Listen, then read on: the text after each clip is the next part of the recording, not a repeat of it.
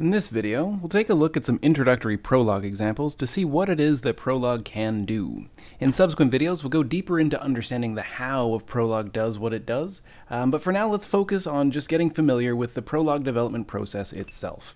Now, as we've seen, the first step in Prolog programming is to establish a knowledge base of facts and rules about whatever domain we want to discuss. So let's go ahead and create a new file, new text document. I'll call this thiefdemo.pl. So the domain of this problem is just a demonstration example, so I'm just going to create a few facts here. So some facts. First things first, if you are using Notepad++, you'll probably want to set up your own user-defined language. You can do so under the language setting. You can create your own this way. For me, all that means is just essentially changing the comments to blue and everything else to white. The PL by default in Notepad++ does assume Perl as well, so you'll have to set that up yourself or use a different editor as you wish. Okay, so some facts here. So in this domain, we'll say there exists a thief by the name of John. So John is a thief. Okay, a couple other facts here. We'll say that John owns a book. And we'll say that someone else called Mary owns a car. Very nice. Now, John likes Mary's car, so John likes this car. And Mary likes John's book. So a bunch of facts, right? These are all universally true about our domain. John is a thief, John owns a book, Mary owns a car. John likes Mary's car, and Mary likes John's book. Now we can establish some rules about this domain as well. Just one rule in this case, we'll just say a person will steal. So will steal person, comma, thing. So we'll say a person will steal a thing under the following conditions. So if these hold true. So first condition is that that person is a thief. So thief, person. And the second condition is that that person also wants that thing. So likes, person, thing. So if a person is a thief and they like something, then they will steal that thing. Makes sense. So with all this in place, we now have our knowledge base in place, so we can consult all of this. Oh, I didn't actually save this in the thief demo. Hang on. Cut. Put this in the proper file instead of just some random new file. There we go. Get rid of that one. Okay, so now it's in thiefdemo.pl, so in this file here, so we can just double click this, and it opens up an SWI Prolog interpreter, and we can now consult this knowledge base. So let's practice with some queries. As with all practice in this course, I recommend pausing the video, make sure you can try and work your way through or determine what the output would be before actually seeing the outputs themselves. So in this case, let's start with a simple query. If I said something like owns John book. So now we're asking Prolog, is there a way of determining is this thing true or false? Now we haven't included any variables in this query, so it's just a yes or no answer. Does John own this book? And to answer that, Prolog has to go to the knowledge base and say, is there a fact that says that that's true, or a rule that can ultimately prove that it's true? So in this case, we do have a fact, owns John book, and because these are the same, Prolog can say, well, yeah, sure. There is a fact that says John owns a book, so if you ask me, does John own a book, I will tell you that's true. Similarly, we can ask, owns John car? And that will go to the knowledge base and say, is there a fact owns John car, or a rule that matches that as well? We have only two clauses that start with the owns term here. We have owns John book and owns Mary car. Neither of those directly prove this query to be true. There's no rules that can infer it to be true through some other conditions. So Prolog has no way of determining that John owns a car, so it says, because of the closed world assumption, that that is false. All right, let's ask a more involved query. Will steal John car? Will John steal this car? Now, there's no fact that says John will steal a car, but there is a rule that says a person will steal a thing. So if person here is John and thing here is car, then we need to prove that that John is a thief and that John likes that car. Okay, so will steal John car matches the head of this rule. So our goal becomes proving now the body of this rule. So one after the other, with these variables substituted for the atoms that we passed in this case.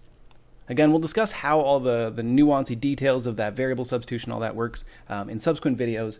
For now, we're just getting an overview of how Prolog works. So in this case, we ask a question, it matches to this rule and says, if I can prove the body of this rule, then the whole thing should be true. Now we've already seen, or rather we can see, that thief John is true based on fact here, and we can see that likes John car is true based on this fact here. So if both of these are true, that means this whole rule becomes true, given these arguments. So will steal John car should be true, and we get true. Okay. You could ask other facts and queries if you want, likes Mary, John, for example, and that will go through everything, and there's no fact that says that here, so no fact or rule, so this one comes up false. We can ask a similar query, will steal Mary book, let's say. Now there is in fact a rule here, will steal person thing again, where person is now Mary and thing is now book. So now we need to prove, is Mary a thief, and does Mary like that thing? So Mary does in fact like that book, right? We can see that from a rule here, or from a fact here. Mary likes that book. But there's no fact that says that Mary is a thief. The only thief fact we have is about John. So nothing about Mary, which means we have no way of proving that this is true. So because this is false, then the whole thing is false. Remember, these commas essentially stand for and. So Mary is a thief and Mary likes the car. Or sorry, Mary likes the book. But because we can't prove that the whole thing is true, then it's false. And then this will steal rule becomes false. So now our query is false. There's no way to prove that Mary will steal that book. Right. So as we can just quick wrap up here, we can ask Prolog all sorts of queries about our knowledge base, essentially yes/no questions. The answer comes back as true or false. It's true if the provided term either matches a fact or a rule that we can then subsequently satisfy the body of that rule. Okay. For all other cases, the whole query comes back as false. So those are our basic queries, but we can also ask more advanced queries like variable queries. That is, say, queries that leave some unfilled information, right? So we can ask, for example, owns, let's put who book. So notice because who here has a capital W, that's a variable, which means it doesn't actually have a value, whereas book here is the atom or the symbol book. So now this has to match something in our knowledge base about an ownership relation, where we don't know what goes into this space, but the term book has to be in this space. So if we go to our knowledge base real quick, we can see we have two ownership relations here. We have owns John book and owns Mary car. Since we specified that book has to be that second argument, that only matches one of these, owns John book, and because this is a variable, who, that can match with anything, and that will match with John here. So this will be true with the caveat that that first argument becomes John. Okay, so we can get information out of the knowledge base by providing placeholders, or these uninstantiated variables, having those match to something in the knowledge base, and then that information comes back as the instantiations of those variables. Okay. Similarly, we can ask things about rules. So we can ask will steal John item, so steal something.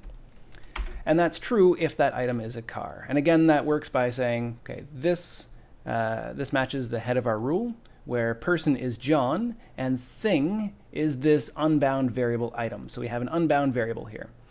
And we go through and says, is there a thief called John? Sure enough, there's a thief John.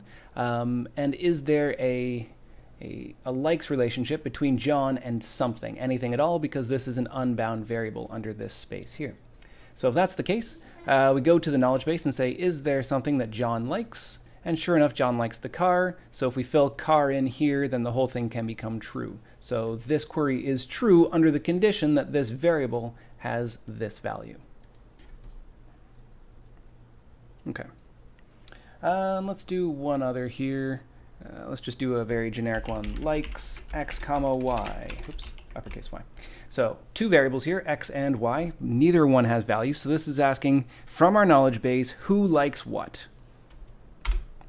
And this is true if x is John and y is car. And if we want to know if there's any other relations for which that's true, we can hit the semicolon, which essentially stands for or. And this does what's known as backtracking.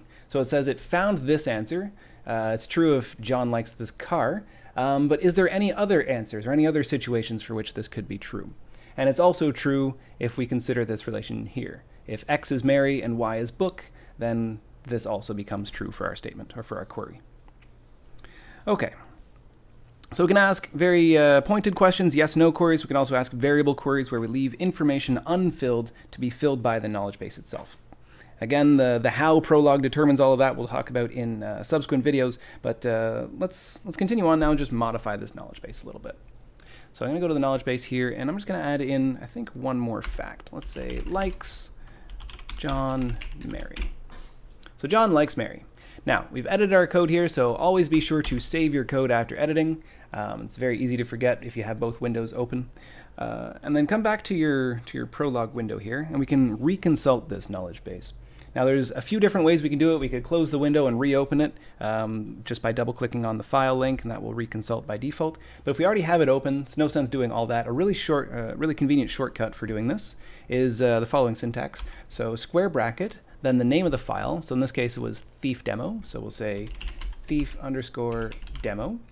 And now notice I don't include the extension. So I don't mention .pl, just thief demo, the name of the file, and that's it, in square brackets. And this is Prolog's way of saying reconsult this file. Now, in order for this to work, the file has to be in the current working directory, which we can see the current working directory is up here. That's set automatically because I double-clicked on the file, so it opened Prolog with that. Let's just run this real quick. So true means nothing bad happened there. If we want, we can see the current working directory. You shouldn't have to do this very often, but directory. It's a built-in Prolog command. It's also useful for changing the current working directory, but a nice shorthand for seeing it is just to put a variable in both of the argument slots there. And we can see the current working directory is inside the Dropbox. This here is Prolog code folder. Great. Okay. Let's now ask some more queries, or rather that same query again. So if I say likes X, Y, we get John Carr as we did before. If we ask for other answers, we get Mary Book as we did before. And notice it says it hasn't stopped us yet because there's still potentially more answers. So if we ask for another answer, it also says this is true if X is John and Y is Mary, showing this relation here that John likes Mary. Okay.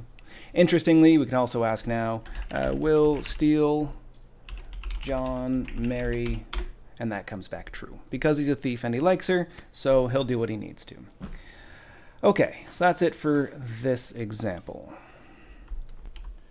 All right, so let's move on now to another example that's designed to continue to cover more of the basics of programming in Prolog. So through the movie magic here, I've brought up an example here called planets.pl. This will be provided probably with all the edits that we make during this video in the provided code on the course lecture site. Right, so in this example we have a knowledge base that represents a bunch of planets in our solar system, or a bunch of planetary bodies in our solar system. We have our star with the name Sol. We have a number of the planets that we're familiar with, Mercury through Pluto, all orbiting the sun, and then we have a number of moons. So Luna's orbiting Earth. Phobos and Deimos are orbiting Mars, and all of the other moons throughout the solar system. So, knowledge base of information about the universe as we know it, or at least the solar system as we know it. Now, let's add some rules to this first. Now again, if this were a face-to-face video, I would pause and ask you guys to come up with these rules because they're supposed to be practice examples. So to make up for the lack of interactivity, again, I recommend pausing this video and trying to solve these on your own. So first things first, I'm going to specify the name of this rule. I'll also pick my language so we get the proper coloring.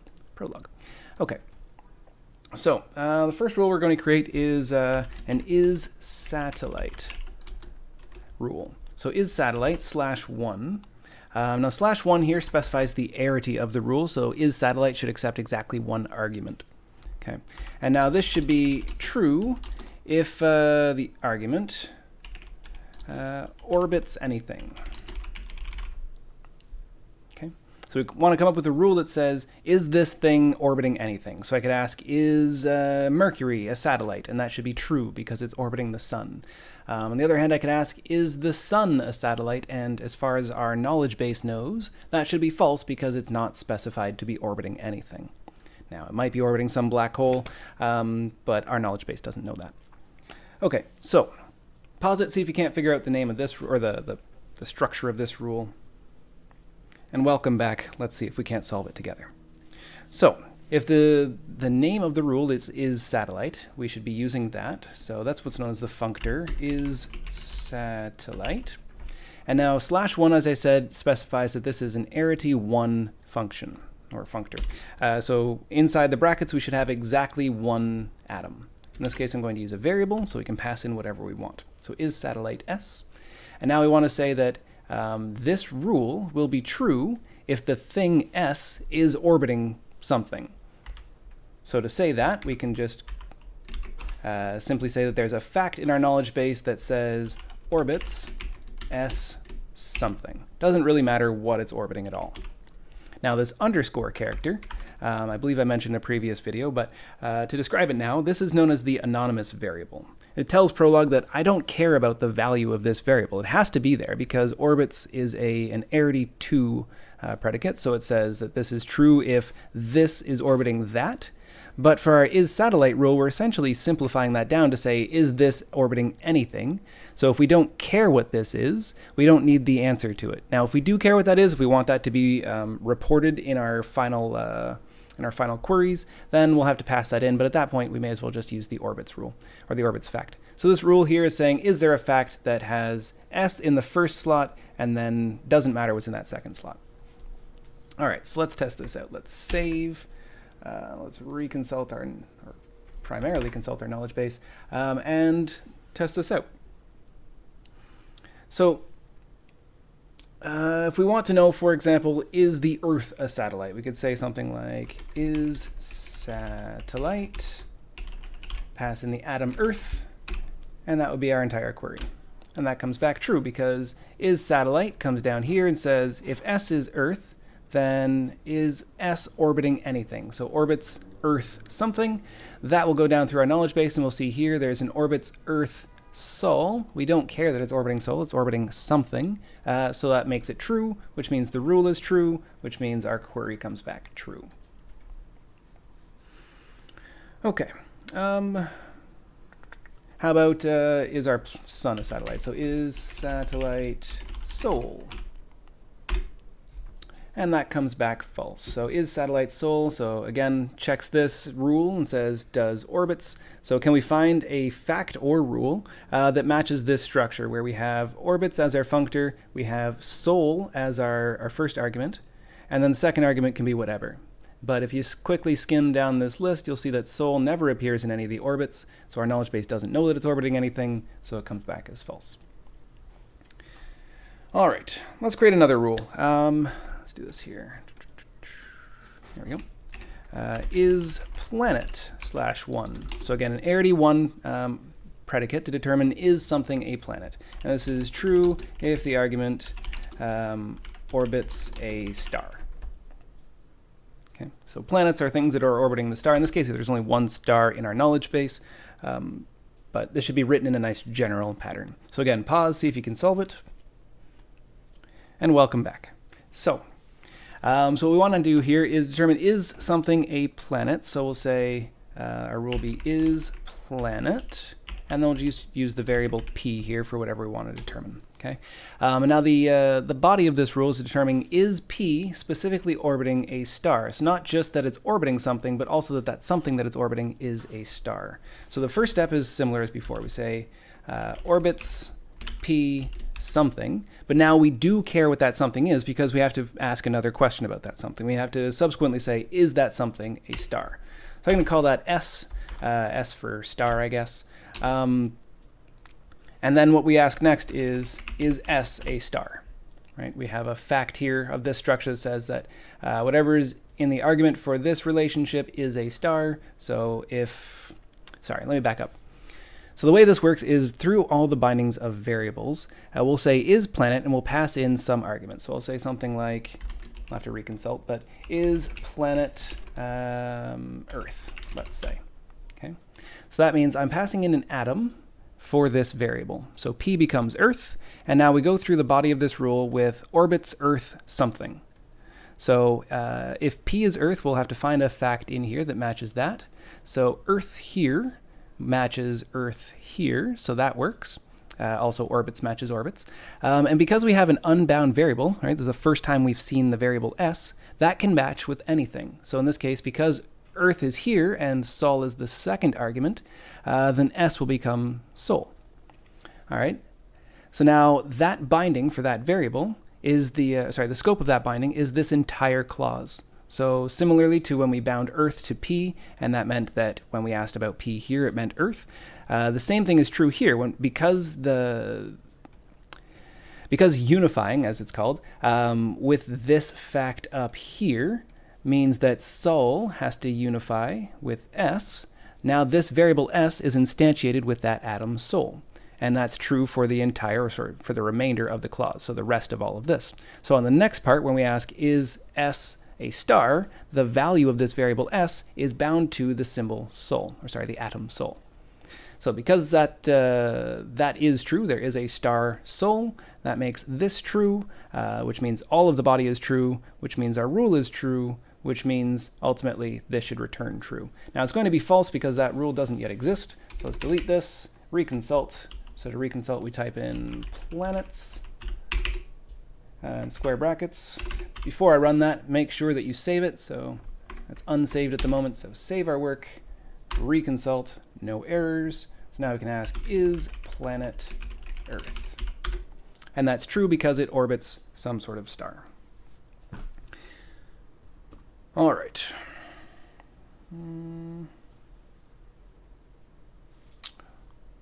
Let's try one other test of this one. So is planet Luna? So pause it, see if you can work this out. Logically speaking, we should be able to see. Luna is the name of our moon, so hopefully our knowledge base shouldn't come back as true, but let's see why that is. So is planet Luna? Luna goes into this rule here where the variable P gets bound to that symbol or that atom. And then we have to then satisfy the body of that rule. So if P is Luna, is there a fact or rule that says orbits Luna something? So we scroll down this list. There's one. Orbits Luna Earth. Okay. So then if S is Earth, will this be true? Is there a fact that says that Earth is a star? Assuming that our knowledge base affects the real world, I would certainly hope that's not the case. And as we look, there's only one star in our knowledge base, and it's not Earth, so Prolog won't be able to say that this is true, where S is Earth. So that part's false. It can't find any other way of saying that this is true, so that means that's false, which means the entire rule is false, and thus our query comes back false. Okay. So let's add one other rule then. Let's add a rule that asks, that determines if a given moon orbits if a given moon is the moon of a given planet. So we'll say moon/2. It's not strictly a yes or no question now because we can ask some values back. And this will be true if the first argument orbits the planet specified in the second argument. Okay. Another way of saying that, perhaps a cleaner way of saying that, would be moon m comma p as the signature, which is true if m orbits the planet p. Okay, so two things here. M has to orbit p, and p needs to be a planet specifically. So again, pause, see if you can solve it, and welcome back. So if we want to solve this one, we have, again, the signature looks pretty much as it's specified. So moon, we'll use m and p for the two variables. Neck operator. And then the body of this now has to do those two steps that I mentioned beforehand. We first need to make sure that m is orbiting p. If that's not the case, then it can't be a moon, right? If Charon is orbiting Pluto, then it can't be the moon of Mars. That doesn't make sense. Right? And then we also have to make sure that P is in fact a planet, because Saturn is orbiting something, but that something isn't a planet. That means it's not a moon, it's a planet. It has to be orbiting a planet in order for it to be a moon. So, two things. We got orbits, MP, so M is orbiting P, and further that is planet P. So very similar to our previous rule there. So let's save, let's reconsult. Up on the keypad gives you your previous commands, so you can reconsult pretty quickly. And now let's check some questions here. So there's a few different ways that we can approach this query now. So because we have two arguments, we could either provide values for both, essentially checking that X is the moon of Y, or M is the moon of P, with provided names. We could also provide just the name of a moon and ask which planet it orbits. We could ask just the name of a planet and find out which moons orbit them. So Prolog is pretty diverse in that regard. Because it's a declarative language, we can approach it in many different directions. It's not following a very specified or a linear process. So let's test some things out. So let's find out, first off, let's ask, is Charon the moon of Pluto? So we could ask moon, Charon, Pluto. Not Pluton, Pluto. Okay. So to solve this, the query would match this rule here, where M is Charon and P is Pluto. We'd have to find out, is this true? So is M orbiting P? And that's actually the last fact here, M and P. So that works out, where M is Charon and P is Pluto from our query. And then further, we need to determine, is planet P? So is planet Pluto? Now to do that, it then needs to, to infer that this clause here, or this sub-goal is true, it then has to come to this rule here. So in order to satisfy this rule, we have to now satisfy this sub-rule, or sub-goal. So is planet P, where P is Pluto, means we have to find out, does Pluto orbit something, and is that something a star? So orbits Pluto something. We find out here, Pluto orbits Sol, and star S means where S is Sol is true because Sol is a star. So by that logic, Pluto is a planet. Take that, Neil deGrasse Tyson, which means that this is true and this is true, so the whole rule is true, which means our query should come back true. Good. But as I mentioned, we can ask this in other ways. So we can ask, for example, what are the moons of Mars? So I could say moon M for Mars. Okay, so by not specifying the name of the moon, we can come back and say, actually, let's do that one second. Let's do it the other way first. Let's say, which planet does the moon Luna belong to? We'll do the Mars one next. This one's slightly simpler. So moon Luna, and then planet P. So, by specifying the name of our moon, but not specifying the name of the planet, let's see how that changes our query. So this goes in to our rule again, where M now meets Luna, and P is an unspecified variable. It happens to have the same name. We could give it a more meaningful name here, maybe like planet. Doesn't matter. Essentially what happens is it says this variable equals this variable, which equals whatever value they eventually get. So both of those variables will get the same value, if one of them does. Okay, so we start off with Luna and then some unspecified planet, so that matches our rule here. And now we have to say orbits Luna something. So we go looking through, Luna orbits Earth, so now P gets the value Earth, which means planet also gets the value Earth. We'll see how that works in a subsequent video. But now we have P is equal to Earth, and we have to say, is Earth a planet? So to do that, we come to this rule again, where P equals Earth, and we say orbits Earth something. Orbits Earth Sol. So that something is Sol, and then we ask, is star Sol? And that's true from this first fact again. So this whole thing is true, which means this is true, which means this whole body is true, which means the whole rule is true, which means our query comes back true under the condition that Earth is our planet. Okay, so if we pass in a variable, we get some information back out. Kind of like fishing, you pass in a hook and you pull out some result. Okay. So that's if we pass in information for this first argument. There's only one answer for that, but what happens if I ask moon M for Mars? And actually, let's use a larger variable, moon, just for the name. Okay. Similar sort of thing. So we've left a variable unspecified, which means we want to get some information back out. And this is still going to walk through a similar process. So moon, as the name of our rule here, will match this rule in our knowledge base. And that's true with, or sorry, that could be true if this M is some unspecified moon, and P represents our planet Mars. So if P is specified but M isn't, then we're going to ask orbits something Mars.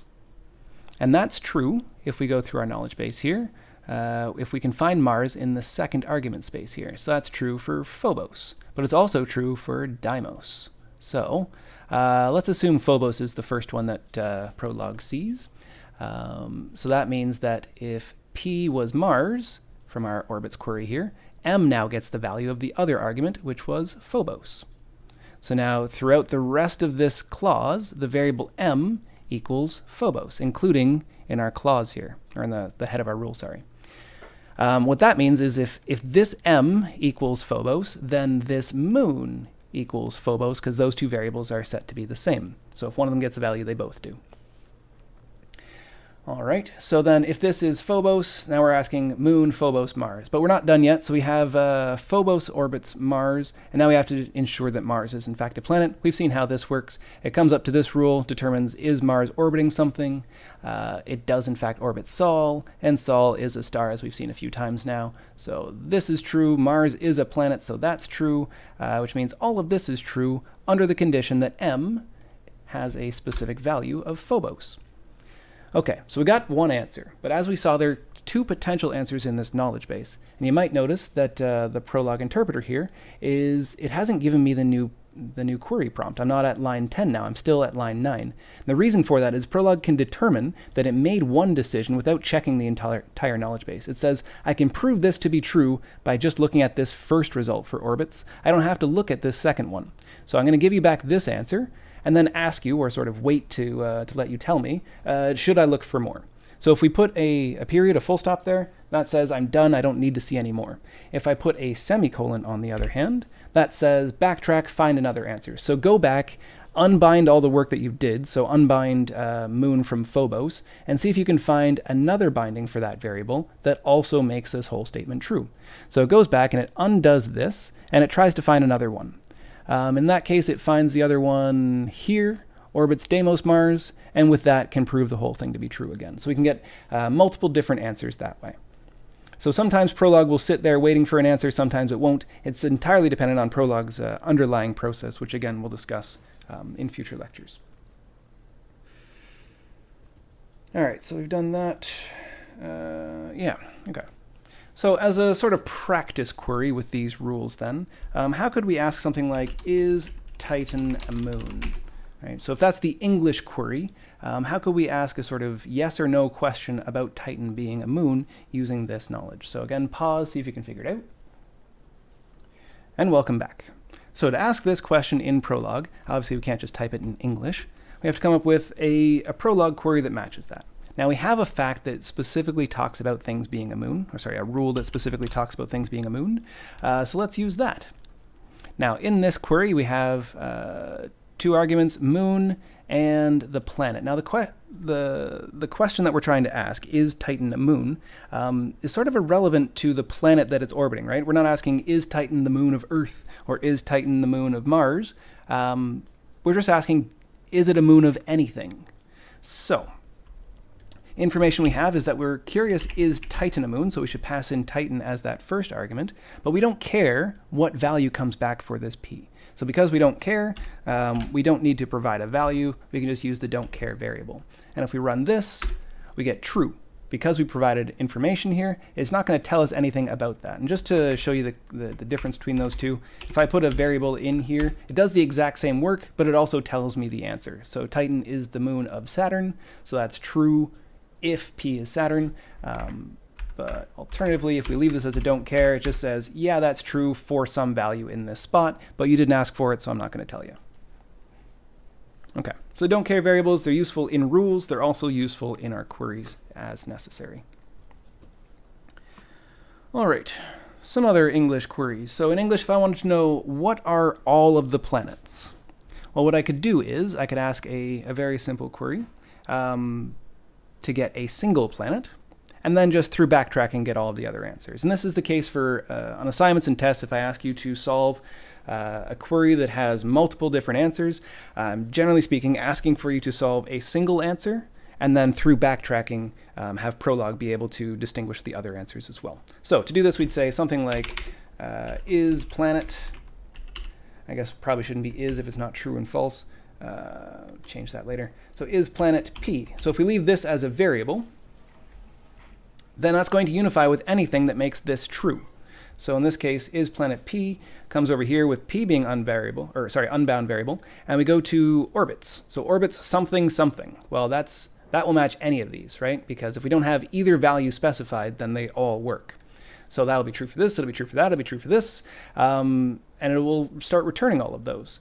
But the only ones that will actually show, though, are the ones for which that next clause is also true. So it'll grab orbits Venus Sol as one of its answers, and that'll match this orbits part, where P is now Venus, so we passed in P, so we'll get Venus back.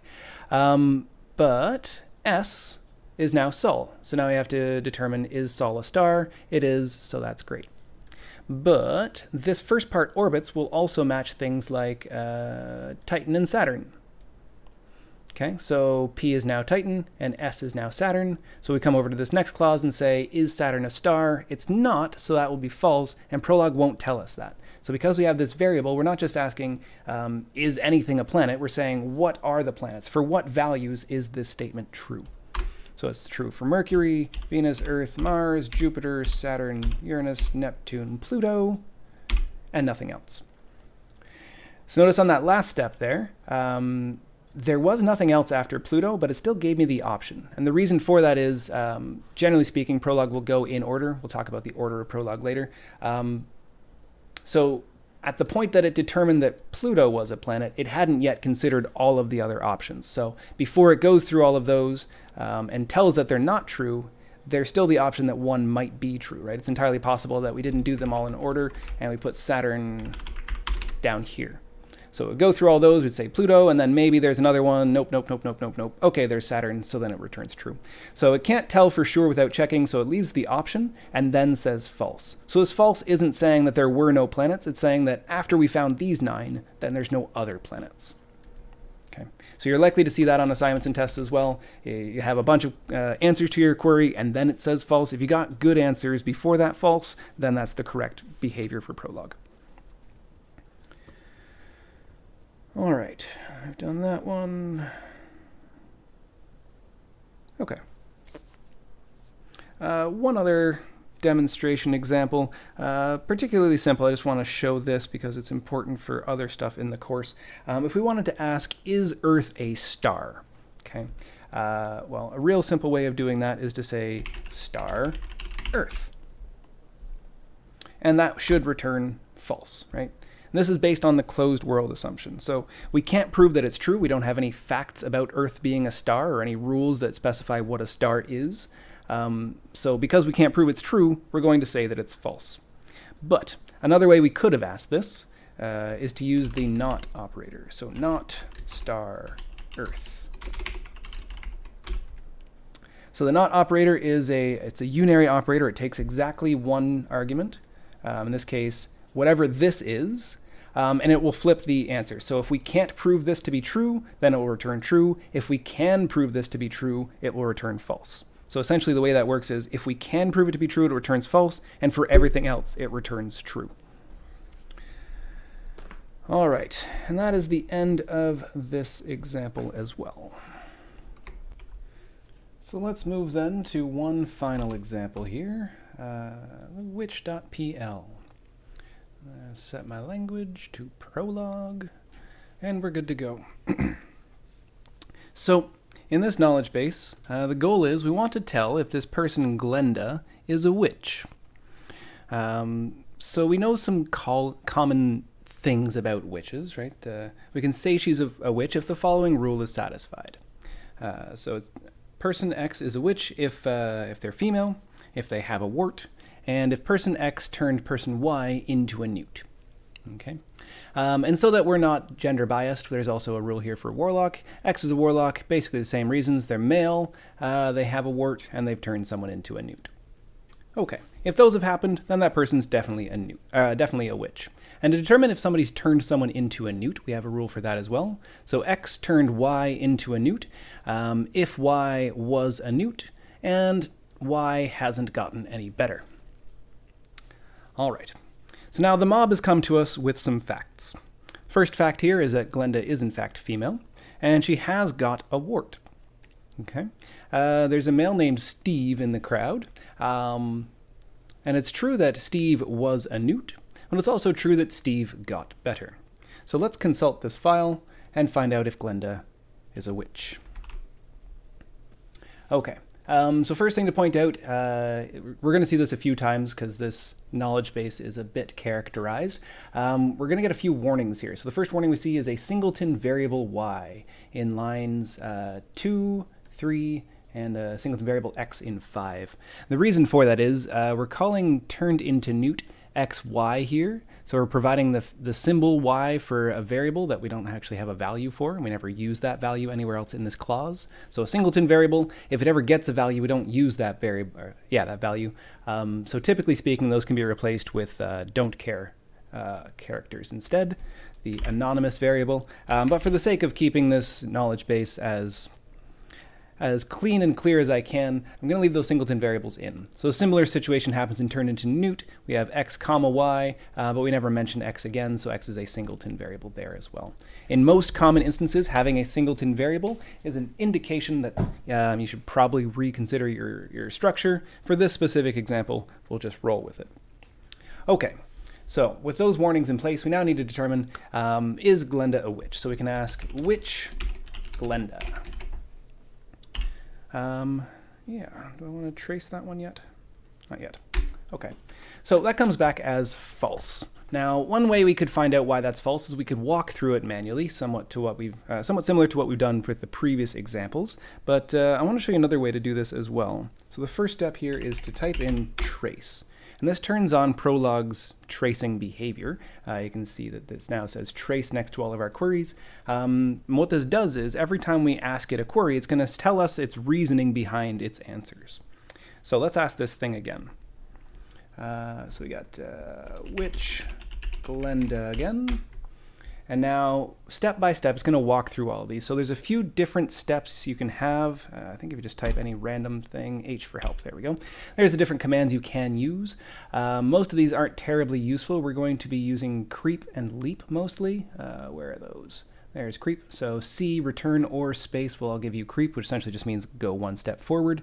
There's also a leap, lowercase l, which lets you essentially skip through rules. If we don't need to know, for example, how it determined if someone's turned into a newt, we can leap over that rule and just get the answer if it's true or false. And then there's abort, which is quite useful as well if you want to stop your commands partway through. Okay, so we're currently at our first query here, our top level goal here, is Glenda a witch?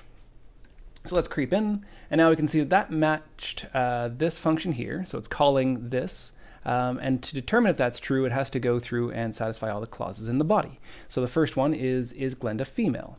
So if we say creep, it says exit here. Exit in green means success. So in this case, it managed to find there was a fact that satisfied this statement that Glenda is in fact female, and we can see that's on line 8 here. Okay, and we take the next step. And now the next step is to determine, does Glenda have a wart? So that's the next step of our top level goal here. We creep again. It says true again. We found that was true because of a fact. Creep again. Turned into a newt. Glenda something. So we have x comma y, but Prolog's underlying system, this is how it labels its unspecified variable. So if a variable has value, it'll just say that value. So instead of saying x, it said Glenda here. Because y doesn't actually have a value, this is how Prolog shows that. So Glenda turned something into a newt is what this is asking. Now to prove that that's true, we have to then call that query with x and y specified as Glenda being x and nothing being y. Okay, so creep into that.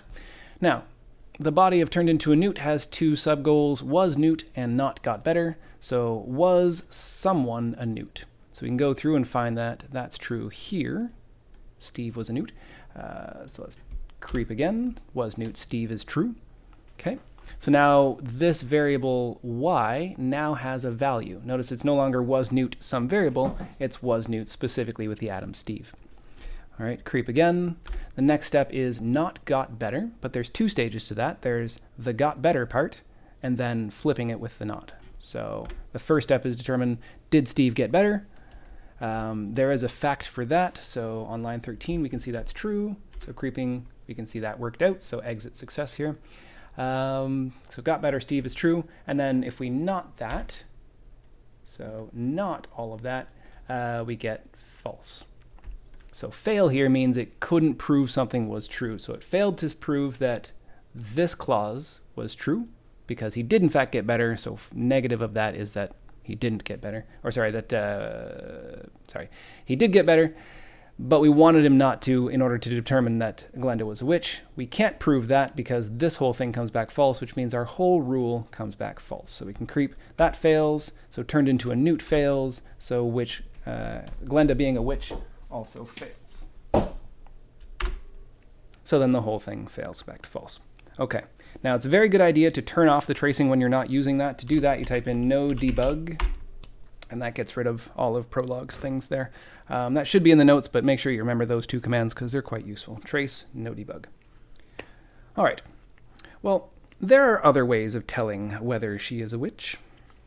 So tell me, what do we do with witches? Burn them! Well, that means X is a witch if female, let's do it this way, burns X and female X. Okay, and similarly, warlock X is because they burn and male X. Okay, now tell me, why do witches burn?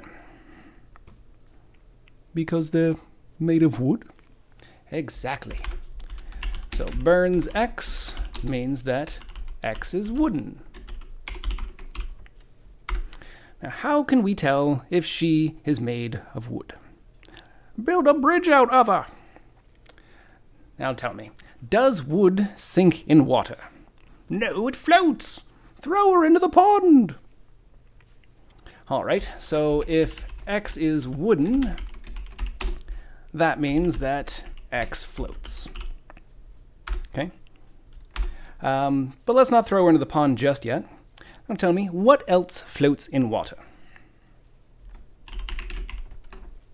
Rain floats in water. Apples. Small rocks. Gravy. A duck. There you go, with some emphasis on that one. Okay, very good.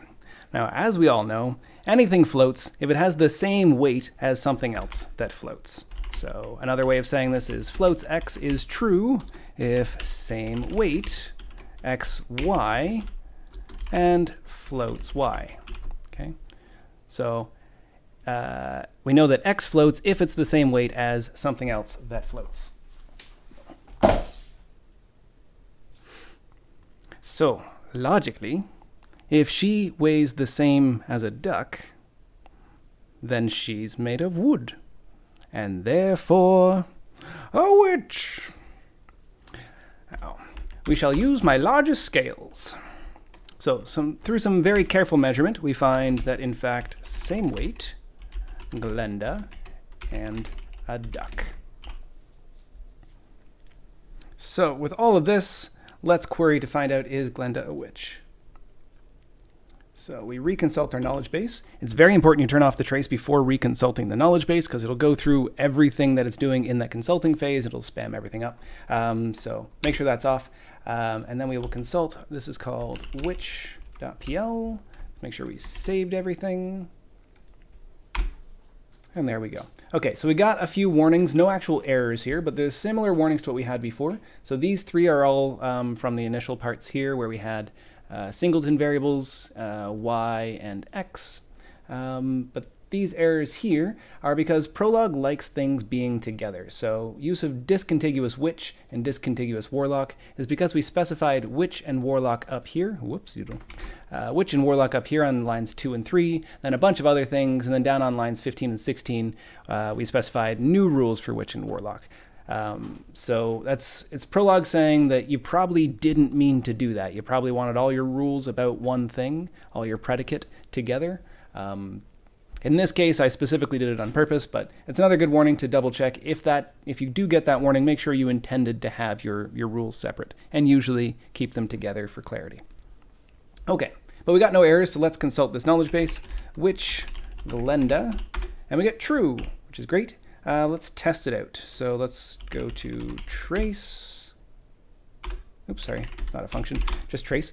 And then we will ask the same query a second time, which Glenda. Okay, so is Glenda a witch? And this is going to walk through this first rule first. So in order to prove that Glenda is a witch, we have to find out, is Glenda female? Does she have a wart? That's all true. Did she turn someone into a newt? Well, technically, but he got better, so we can't prove that she's a witch. Okay, so now in this point, this is where it would have said false before, but now there's another rule for witch. So it says redo and see if we can't prove this top level goal a different way. In this case, using the rule on line 15 here. So walk through this one, we get it's true if Glenda burns, and that's true. So burns Glenda is true if wooden Glenda. Glenda's wooden if she floats. Now we have no facts about Glenda floating. So what we can do is fall down to this rule then. So Glenda floats if she's the same weight as something else that floats. So same weight Glenda as something. We have a fact here that says she's the same weight as a duck, and a duck floats, therefore Glenda floats, therefore, there it is, therefore Glenda is wooden, therefore Glenda burns, and therefore she is a witch. So that's it for this video. We'll see you guys all in the next video where we'll go into more depth about how Prolog does what it does. We'll talk specifically about Prolog unification and resolution. I'll see you guys in those next few videos.